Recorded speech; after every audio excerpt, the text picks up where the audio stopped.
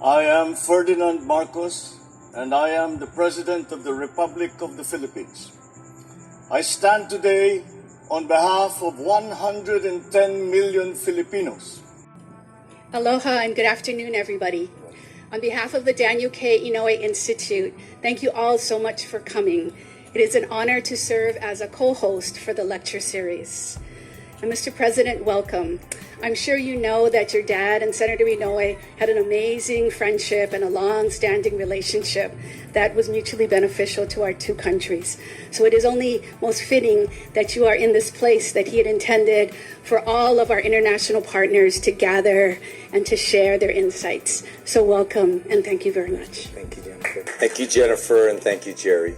Ladies and gentlemen, without any further ado, it is now my great honor to introduce our distinguished speaker for this afternoon, the President of the Republic of the Philippines, His Excellency Ferdinand R. Marcos Jr. I am very pleased to be able to speak with you today here, especially since it is a particular pleasure that I am here at the Daniel Inouye Center. As has been mentioned, Senator Inouye was a great friend of my father and, equally importantly, a great friend of the Philippines.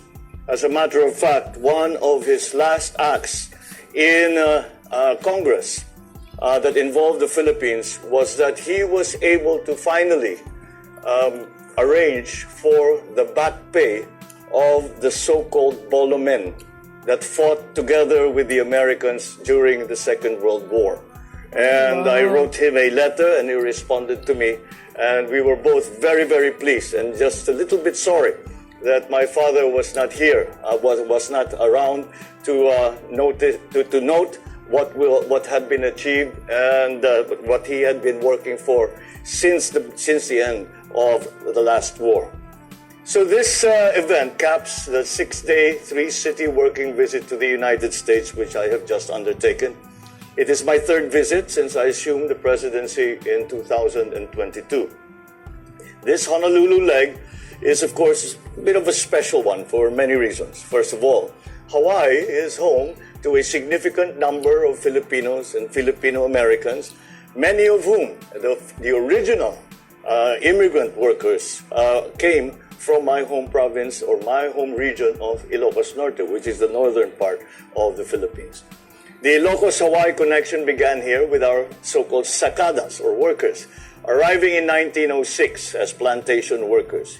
And then, as events conspired, Filipinos were also fighting shoulder to shoulder with American soldiers during the war. Today, Honolulu hosts the headquarters of the U.S. Indo-Pacific Command. The long-standing partnership between the armed forces of the Philippines and the Indo-PACOM have resulted in enhanced coordination, interoperability, and individual and joint defense capabilities. This is to ensure that we both uphold our commitment to our treaty alliance, especially in the face of growing and evolving regional and global challenges to our security. Allow me this afternoon to speak more specifically about the two challenges that I believe are the most crucial to our common aspirations now. Number one is securing the peace in the West Philippine Sea. The Indo-Pacific region, particularly the West Philippine Sea, is in the middle of a global geopolitical transformation and has become an arena of normative contestation. Tensions in the West Philippine Sea are growing, with persistent unlawful threats and challenges against Philippine sovereign rights and jurisdiction over our exclusive economic zone and the continental shelf. Actions that violate obligations under international law, particularly the 1982 UN Convention on the Law of the Sea, or UNCLOS, and the 2002 Declaration on the Conduct of Parties in the South China Sea. Agree. Our regular routine and resupply missions at Ayungin Shoal are subjective to coercive tactics and dangerous maneuvers of Coast Guard and maritime militia vessels in the West Philippine Sea, putting the lives of our people at risk and challenging the rule of law that has defined our baselines, our economic zone, and the maritime territory of the Philippines. There is rampant, illegal, unreported, and unregulated fishing and militarization of reclaimed features in the South China Sea. There have been recent missions to Escoda and Romulo Reef, which revealed a direct correlation between the presence of maritime militia vessels and reef damage in those features.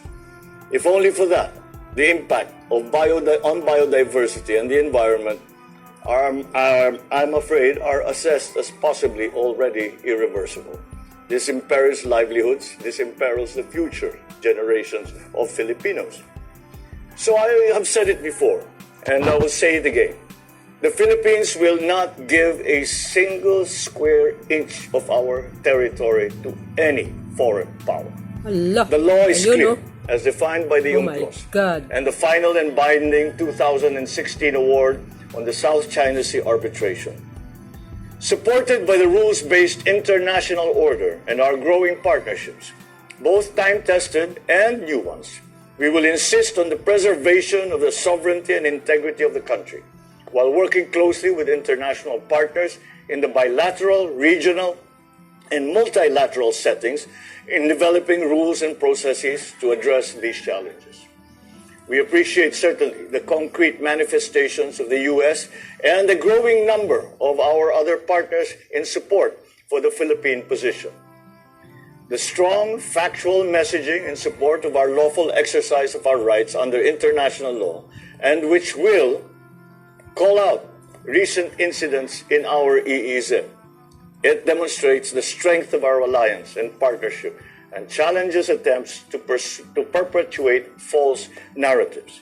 That has become a very important front in all of these events that are happening in and around the Philippines.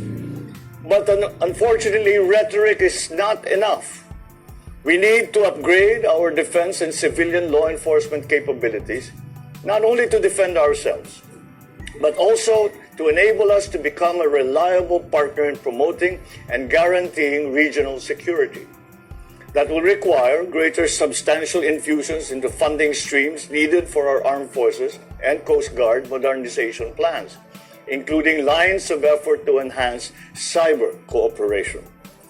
I am optimistic from our recent engagement with our American counterparts, including U.S. legislatures and certainly in the executive department, to elevate our partnership and dedicate resources to match our commitments. Over the past week, our teams have been working on a bilateral planning and tracking mechanism that is expected to accelerate concrete and substantial capability development investments and activities in order to meet our shared defense and security objectives over the next 5 years. Our defense secretaries also just met in Jakarta on the sidelines of the ASEAN Defense Ministers Meeting Plus to discuss efforts to further strengthen our alliance. The second item that I feel is very important is the securing strategic sectors and critical infrastructure, and especially as we have all begun to recognize the importance of activities in cyberspace. At the same time, ladies and gentlemen, we also need to address broader notions of security, and that now will include economic security. We welcome public-private partnerships, particularly engagements between and outside our military and defense establishments.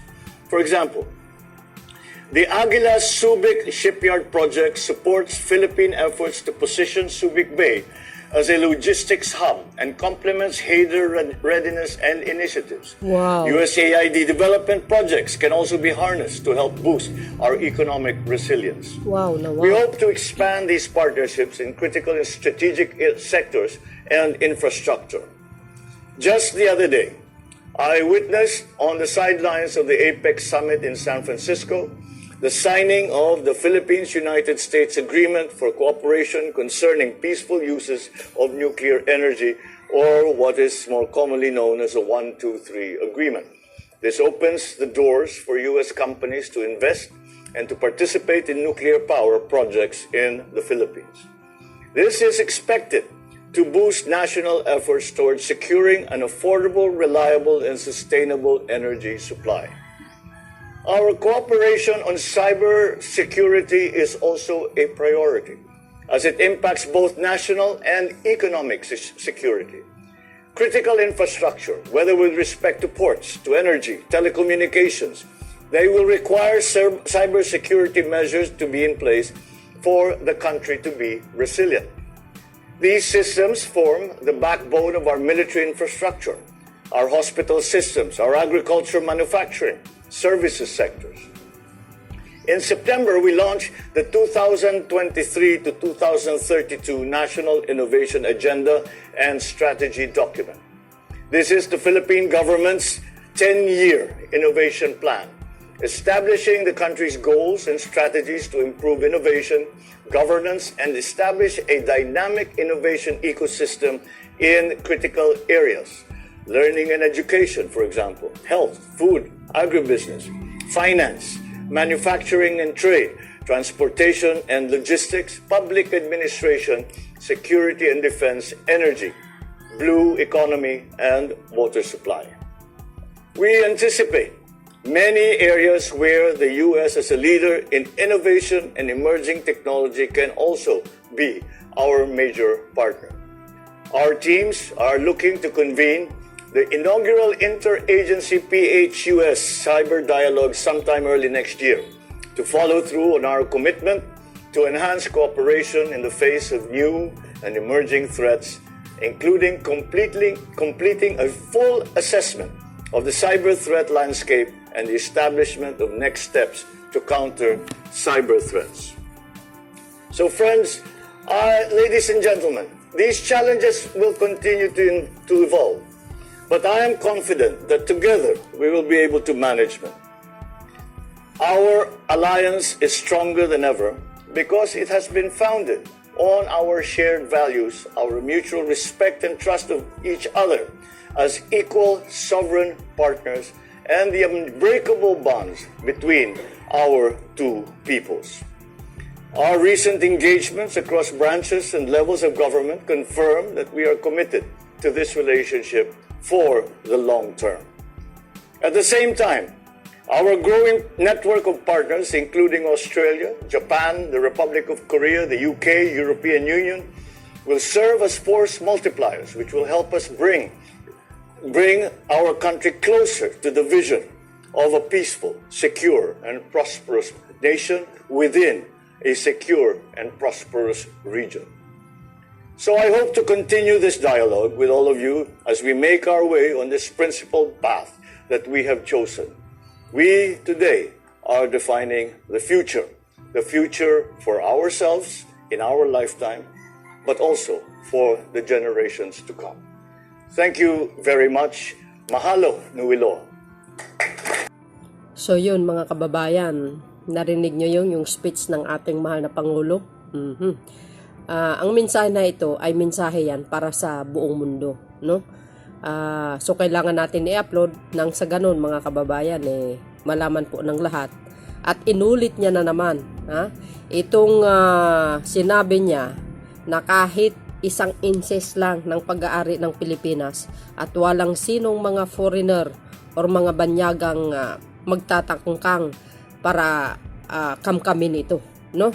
So sinabi niya na naman yan. So dito mo makikita ang isang pangulo na talaga namang ginagawa niya yung nararapat. Although ang gusto ng iba gera kaagad yan sa issue dyan sa Western Philippines pero ang pangulo iba, no? Hanggat maari ayaw niya po talaga ng gera dahil alam niya ang kapakanan ng Pilipino. Dahil kung gigirahin mo yung malaking bansa na yan na nagkamkam dyan sa Western Philippines na yan, maraming madadamay, no? Maraming mamamatay at makukulaps ang ekonomiya ng bansang Pilipinas if mangyari yung gira na yan. Pero dahil yan po ang talagang iniisip ng ating mahal na Pangulo. Ayaw niya malagay sa kapahamakan ng Pilipinas. Kaya ang ginagawa niya, manawagan sa buong mundo, no, 'di ba? Na baka sakali balang araw, no, itatats ng Panginoon ang kaisipan ni President Ching diyan sa bansang Chinggos, mga kababayan, na ibabalik sa atin yung para sa atin, yung pag-aari natin, ika nga, sakop ng ating economic zone. So, maganda ang ginagawa ng ating Pangulo, yung kanyang foreign policy, wala kang masasabi, no? Diplomatic protest, pakiusap, humble, long patient, no? Alam nyo, ika nga, may kasabihan, pag may tiyaga, may nilaga. Pagdating ng araw, baka malula ka sa maaring mangyayaring magagandang blessing na darating sa bansang ito. So, yun lang mga kababayan. Maraming salamat sa inyong panonood. And don't forget to like, hit the button bell para lagi kayong update sa aking upload videos. Siyempre, nahuhuli ang aking greetings. Hello words and hello Philippines. It's me again. Bye, bye, bye. Baboos! Yan po guys, yung speech niya dyan po sa Daniel K. Inouye Institute sa Hawaii. Honolulu, agoy.